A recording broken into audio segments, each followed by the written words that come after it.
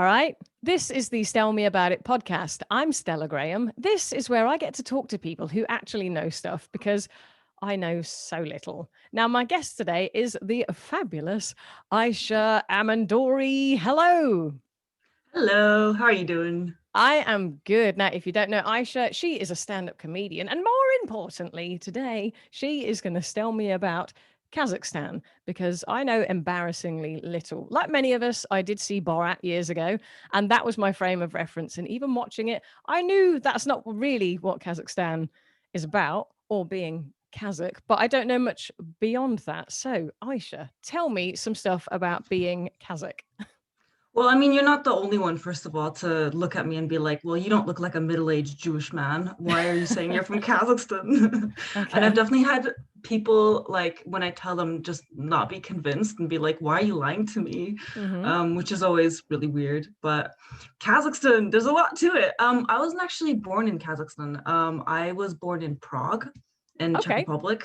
Yep. And actually, my mom is also from Turkmenistan, so it just makes it even more confusing. Another of the stands that I know embarrassingly little about. One step at a time. Maybe we'll do another one another day about Turkmenistan. But Well, I okay, know absolutely nothing about Turkmenistan, to be fair. all I've right, never been. we'll get your mum on for that one then. Perfect. Yeah. She's actually funnier than I am, so that's perfect. I don't believe that. So do Yeah. continue. So Kazakhstan is actually it is the largest landlocked country in the world. That is a We have a great sea. fact. I'm going to file that one away for the next pub quiz. That's good. Good start. Carry on. Yeah, exactly. We have the Caspian Sea, Yes. and also Aral Sea, which used to kind of exist. Now it kind of doesn't, because thank you, Soviet testing, it just basically like dried up the place when they were like testing bombs in that area. Hold on. The aerial sea. Yeah. I've never even heard of this before. Well, it barely exists now. It used to be like there's a crazy map where you can see it like dry up like dramatically. Oh, There's like even a like a time documentary. Yeah, time lapse. lapse. My grandma used to actually she was from like a town near there. Okay. But now no one really lives in the area because it used to be like a fishing kind of town. Okay. But now no one wants to live there because the sea is gone. Because thank you, Soviet Union, you know. Hang on, the sea is gone. Practically there's a little bit of it, but That's it's worrying. yeah, but yeah, we have those two seas. Okay. There's at least we still have the Caspian Sea, which is where your wealthy Kazakhs get their oil from. um, Okay. yeah. And then also the Caspian Sea is the reason why we have a lot of black caviar as well, Oh, in there case you we didn't know go. that was a thing. Yeah, my dad used to say that they used to get like buckets of like black caviar for really cheap, and it was just like everyone could like eat it. But now you get That's a funny. tiny little tub for very expensive. When I was growing up, caviar was like a real posh, expensive thing. And you're just eating it by the bucket in Kazakhstan. Well, they used to, at least. Now it's definitely like a posh thing. But back in the day, at least, unless my dad was exaggerating, which I'm sure he was.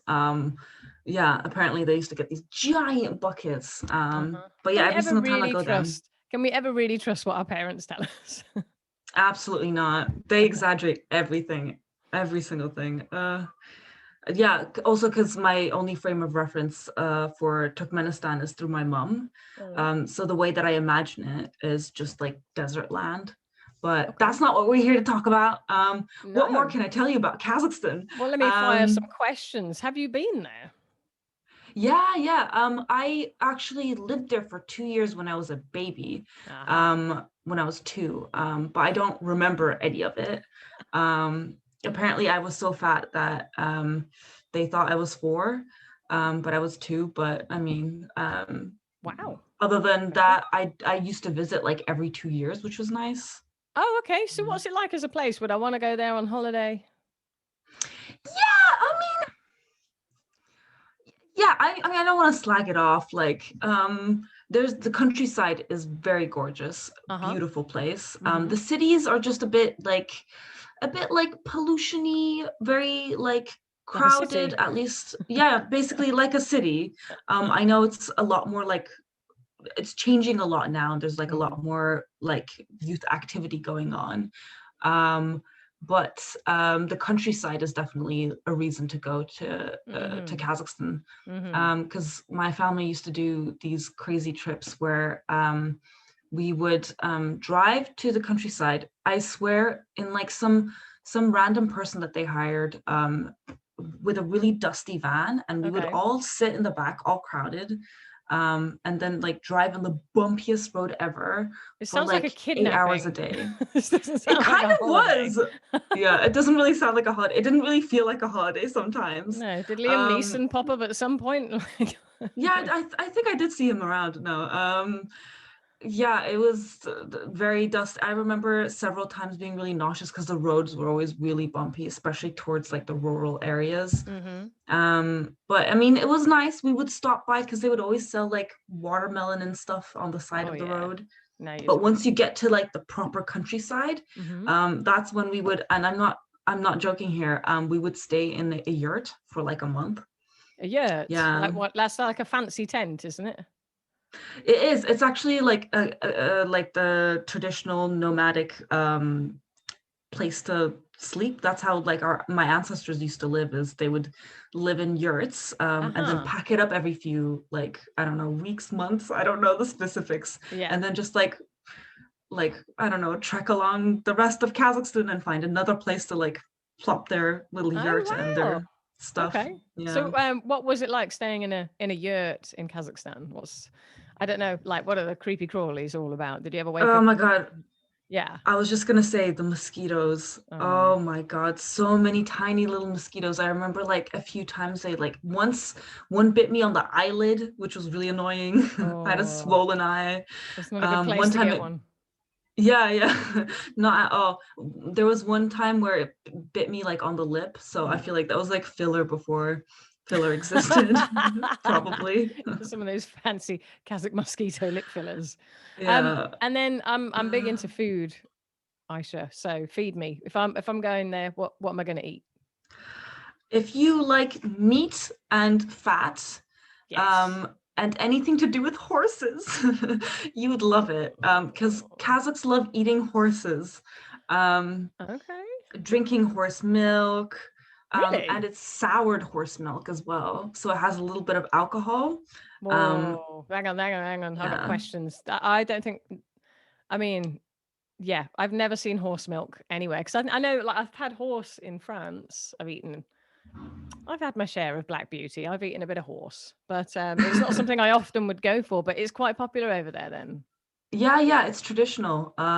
Yeah, like it's a whole thing. Actually, in when I was growing up in Czech Republic, we had like a horse guy who would like call us up when one of the horses like broke a leg and it was like time for them to die, because it wasn't, I don't think it Oh, was legal to like kill a horse for food in Czech Republic.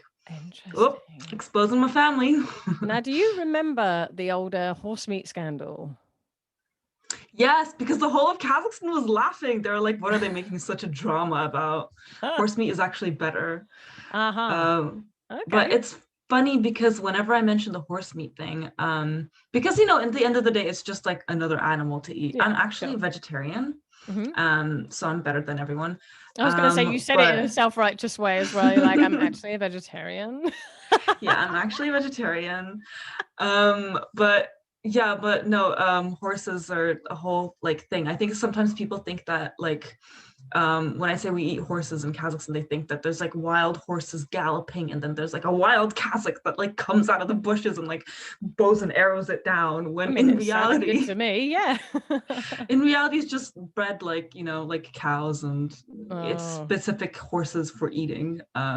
okay. Yeah, So just but farms, like, basically, but I mean, I think actually, I don't actually know that, because when I stayed in Kazakhstan in the countryside with my family, we wouldn't eat horse really. I mean, we would like have horse meat brought to us, but we wouldn't be like slaying our own horse, okay. because usually we would be slaying our own sheep. Um, Okay. yeah. Is this why you're a vegetarian? You're like, I'm not into this. A little bit. There was a few times where in my very white neighborhood in Czech Republic, we would have like a sheep like killed like halal style, like Okay. it's Yeah. Oh yeah. blood gushing out, us Oh all yeah. praying around the sheep. Oh, okay. And our white neighbors nearby just like, what are they doing? They already have so many barbecues. Right, right. So this was done in a halal style. Yeah. So the only part that I've ever really seen was the throat gets cut, Mhm. and then you let the sheep like bleed out. Any And then the other part of vegans it I or don't really see. vegetarians listening at this point are probably Oh keeling yeah. over. But I'm Well, learning, and that's what matters. yeah. So is that I how used it to. would be prepared? The horse would be prepared in the same way in Kazakhstan. I think so. I've never seen it, so I Okay. can't say for sure, but I think so. I mean, because sheep and horse basically are the favorites. There were many times where I visited some relatives and they would have like, we slayed a sheep especially for you. Ah, So you'd be forced to like eat everything until you're so full you cannot physically eat, but they still like keep shoveling food onto your plate. and it's sheep, Um, not lamb specifically. Why am I asking a I don't vegetarian this? know. I shouldn't expect you to I'm not sure. It know. might. Maybe it's lamb. Maybe That's all it's right. lamb, yeah. Oh That's all my right. God, maybe it is lamb. I always just assumed that they were like the same thing. To be honest, I'm Um, still reeling from the horse milk. What's horse milk like? Do you have that or no? yeah. So it's soured horse milk because It's getting better by the minute. yeah, Sour because horse basically milk. horse milk has way too much lactose in it to be able Okay. to like ingest it raw. So Okay. it has to be soured in order to drink it. Hmm. And it's kind of like, have you ever had camel milk? That'd be a hard no. No, I Yeah. haven't. I've had cow, goat, and sheep, I think. Oh, milk. And were they ever soured? I don't think so. No, talk me through this because even as you said it, I'm like, I've heard of soured cream, but I'm not fully following the sour milk thing. Well, it's more that like I'm not exactly sure the process because I am very much a city gal. Hey, you But could tell me anything at this point, Aisha, and I would just be like, really? yeah, I could totally be lying because it's so far removed from anything that I've seen in like Western culture, at least, Yeah. that a lot of times people do think that I'm lying. So I'll just drop in a little lie every now and then and see if you can catch it. No. Okay. The I'm not sure how exactly the process is, but basically like it just tastes sour. It tastes like a little like alcohol-y as well. Oh my God. Um so yeah, that's the whole thing. That's why as a kid I hated horse milk. Uh-huh. And then also we would always go on the bumpy You're car turning up to rides. school drunk. That's because Yeah, turning up to school drunk. I don't think it was the alcohol part that I didn't like. It was just the milk part. It was just too well, much. okay. But you know what? Actually, I have a memory of one time like we were staying over at like some family friend's place while we were on the road to the countryside. Mm-hmm. And then we had a little bit of the food, which was way too much. I didn't want to eat that much, but they just kept giving me food, so you had to add a politeness. And then they bring out the horse milk, and everyone's always just like, drink it, drink it. It's our special horse milk. So even though you Oh. don't want to, you have to drink it a little bit at least. And then we go immediately straight onto the car again, the bumpy road. Okay. I got so nauseous. Oh, Um, yeah, I remember like puking my guts out. And then after that point, I couldn't drink horse milk again. that'll do it. I had a But, similar problem with cider when I was a kid. So, oh, of course, that makes sense. But I was just thinking, it kind of reminds me of when I was a senior, I got so drunk on vodka that I couldn't drink vodka again for a year. hmm. So I think I had the same thing with horse milk, but as a kid. Now, was this the non-alcoholic horse milk at this point? I mean, they all have a little bit of alcohol percentage, but I think Is very it little. mad? And I what think like less than 3%. do you have it just to drink like a glass of milk, or is it like a tea, coffee, cereal scenario? It's kind of like you have your main meal and then you have it in like a bowl. Hmm. We usually drink teas in like these kind of bowls that are like this. And I'm just Okay. showing the Yeah. camera. For the benefit of anyone listening and not watching the video, she's cupping her hands like a bowl. Yeah. Demonstrating, yeah, like a Hmm. little bowl. Hmm. And there'd be like a big wooden bowl that someone would be like mixing the force milk in. Okay. And then with a ladle, put it into the little bowl, and then you drink it. Um, Ah. so it'd be Okay. kind of like a dessert thing, I guess, like an after meal thing. Here's your sour milk. Yeah, yeah. Actually, usually like a few like hours like before after dinner and before like sleep time, you just drink. Okay. Okay. And It then kind of, yeah, go on. kind of like a what do you call it when you have like drinks before you go to like aperitif or something like that? Oh, like a bedtime drink. I mean, don't ask me. I'm on this Yeah, podcast to learn. I'm an idiot. But I know what you mean, like a hot chocolate or something before bedtime. A bedtime drink, yeah, yeah, yeah, a nighttime drink. yeah. Bedtime drink. Yeah, we got one of those. It's called Horlicks, and What's I that? do remember my brother. It's like a malted, um, multi malt something, not hot chocolate, but the brand is called Horlicks. And someone said to my brother years Uh, ago, he goes, "I can't believe you have a drink called Horlicks." So there you go. That was just something. You'll see it now next time you go into a supermarket. Have a look round by the hot chocolates.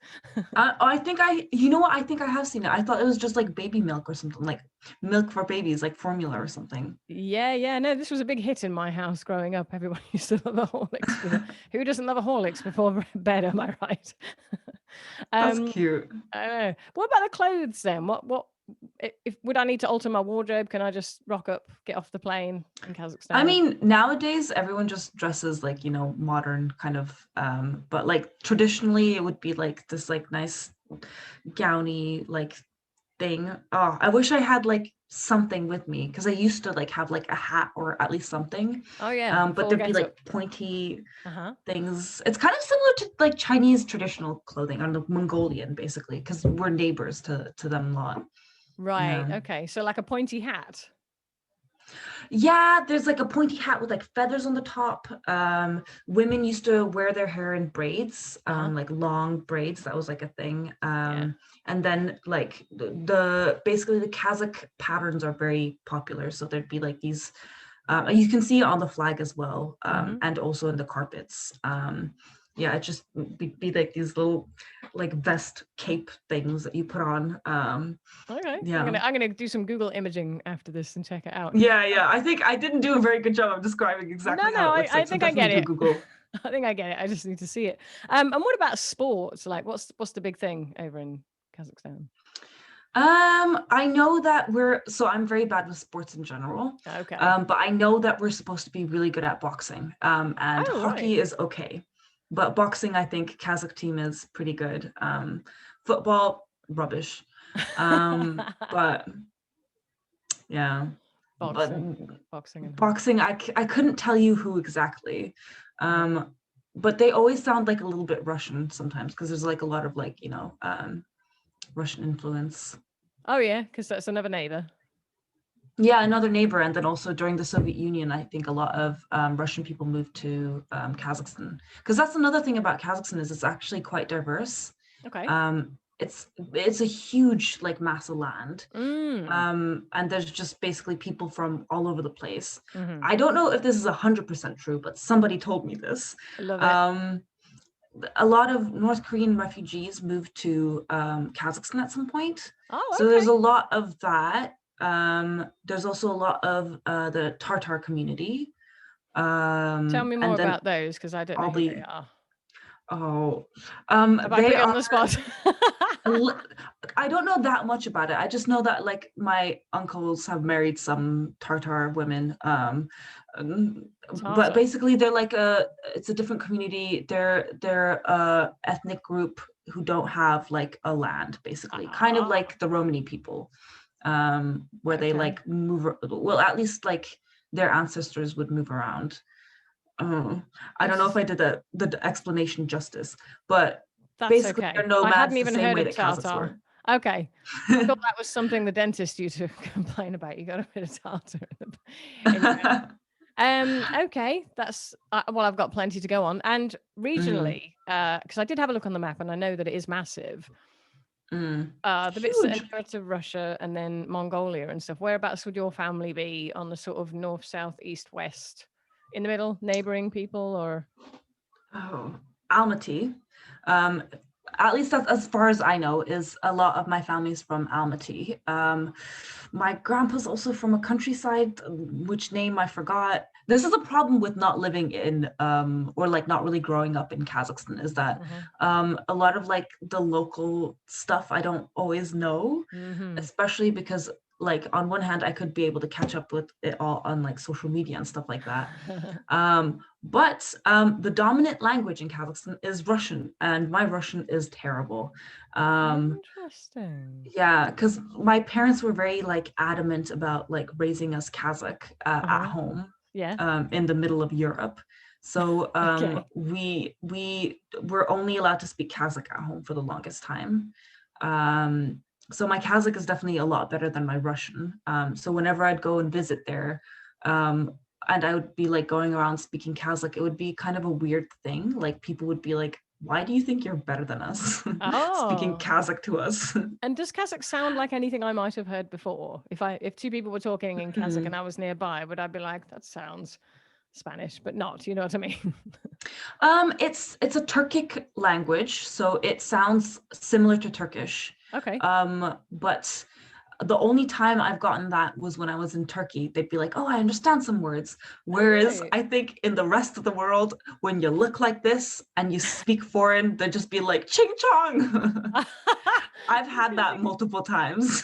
Your accent, obviously, because you say you grew up in Prague. Um, Yeah. so to sort of help clarify for the listener, how come you don't sound more Kazakh? Oh, just because I went to an international school. Right, Yeah, yeah. and it was a mix of languages. I think I used to sound a lot more American than I do now. I think Mm-hmm. this is the influence of having moved to, London and living here for a few years. Uh-huh. But in the international school, I had a range of teachers from different places, so my accent was always like a bit mixed. A lot Mm. of people would just be like, "Oh, Canada, you must be from Canada." I did get Irish once, which was really weird. Oh. Um, yeah, but I can't really do an Irish accent. But I mean, I kind of Kazakh accent usually to me just sounds like Russian accent. Oh, really? Um, I think because a lot of the times people from Kazakhstan speak Russian better than they speak Kazakh. Uh-huh. So whenever I try to do like an impression of my dad, even though he doesn't have that thick of an accent, I always make him have like a Russian accent. Okay. So, if I wanted to go there on holiday, where's the place? You said the countryside, but where would I be flying into? I don't even know where the main place is. Oh damn. Well, you know what? I would still go to the cities. So Almaty is the biggest city. Okay. So there's a lot happening there in general. There's a lot to see there as well. There's also skiing is really cheap and really like good to go in Kazakhstan because the mountains are just gorgeous. Ah, The okay. Altai Mountains. And then so yeah, and you can do that in Almaty. And if you don't like skiing, you can still go to those one of those like little things where you just sit in it and like look around, like the Emirates one in London. Oh, Um, oh, like the I know what you mean. The ski lift, yeah, the yeah, that thing. gondola, Um, whatever they call it. yeah, exactly. So you can do that and look over the whole of Kazakhstan. You can see the Altai Mountains from like the whole like any part of the city, which is really nice. Okay. And then Astana is the capital, Mm-hmm. which but it's in my opinion, it's very poorly built, because it's more northern up, so it's colder. Uh-huh. But it's very like the architecture is very like narrow and very tall, so the wind travels really weirdly there. So you will Okay. always be freezing in the winter there. That's good enough Yeah. reason for me to give it give it a miss. We are getting to that point in the pod where I need to ask. Everybody loves a shout out. Would you like to shine a spotlight on a mate? Yes, I do. My friend Naaman Azhari, he's an animator and a very good friend. He's lovely. He just finished his film today, so that's why I think he deserves a shout out. Very Works good. hard. Very good. All right. I'll be sure to check him out. What is there a stand-up comedy scene in Kazakhstan? Am I likely to get a gig there anytime soon? I'm sure there is. I definitely saw it on TV, but I don't know anything about it. I don't know that a lot of young people are engaging in the comedy. At least the ones I've seen on TV have been like a lot older and Oh always men. gosh. I don't think I've ever seen a female like Kazakh stand-up. See, there you But go. The there are like niche is funny skits yours. and stuff. Oh yeah, let me just go over there with my short hair and just yeah. Having short hair is very scandalous in Kazakhstan. Is it? Um, Oh, I'd be all right then if I I think went maybe because not I've got like anymore. long hair. Yeah, exactly. You would fit in perfectly. What Like would they say then if you stepped off the plane with short hair? I think they would first of all assume that maybe you're a lesbian. Very Or actually, broad-minded. I don't know. Right now, I think it's a little bit more like accepting and modern. People like try to change things up. Like there's definitely I've seen it with influencers in Kazakhstan at least. Okay, okay. But generally, like your aunties and uncles would just kind of be like, "What are you doing? How will you attract a husband in this kind of way?" Um, Okay. How yeah, they're very like, modern. yeah, yeah, the gender stuff is a little bit weird sometimes. Has the Me Too movement caught up to Kazakhstan yet? I'm sure to some degree. Hmm. Not that I would 100% know because I'm Mm. not as engaged as I would like to be in the pop culture in Kazakhstan. Yeah. But generally, it's a very like gendered kind of place. Like Okay. they, them, that's not a thing. That's nothing. Being gay, I had an uncle once tell me there are no gay people in Kazakhstan. He Oh was just like, wow. none, zero. And I was like, Scary. and he Sounds was like like, he's yeah. chased them all out. Yeah, I wouldn't be surprised if he did. Ah. Well, uh, hey, this has been glorious. I'm gonna need to let you get on with your day as ever. Thank you so much for coming and hanging out. Is there anything you'd like to plug before you head on your way? Thank you. Yes, I'm kind of working on a podcast at the moment. We'll Oh, see if it ends up coming out, but it's called Bringers. It's not out yet, but it'll be with this name. And then also, my Instagram is John Khan, with two N's. Yeah, John. Okay, give me the details. I'll put them. yeah. Yeah, all of those things and your shine a spotlight on a mate will be in the YouTube description and in the podcast notes. Aisha Amandury, it's been an absolute pleasure. Thank you for teaching me about being Kazakh. Thank you.